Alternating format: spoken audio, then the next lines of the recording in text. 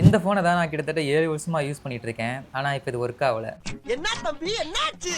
எப்பவும் போல உட்காந்து Instagram ரோல் பண்ணிட்டு இருக்கும்போது திடீர்னு ஃபோன் ஆஃப் ஆச்சு. அதுக்கப்புறம் நானும் எல்லா பட்டனையும் அமுக்கி பார்க்குறேன். எந்த ரெஸ்பான்ஸும் இல்ல. சரி ஒருவேளை சார்ஜ் இல்லாம இருக்குமோன்னு நினைச்சு சார்ஜர போட்டு பார்த்தா அப்பயும் எந்த ரெஸ்பான்ஸும் இல்ல. எனக்கு தெரிஞ்சு இதுல பேட்டரி லூஸ் ஆயிருக்குன்னு நினைக்கிறேன். நம்ம எதுக்கும் கழட்டி பார்ப்போம்.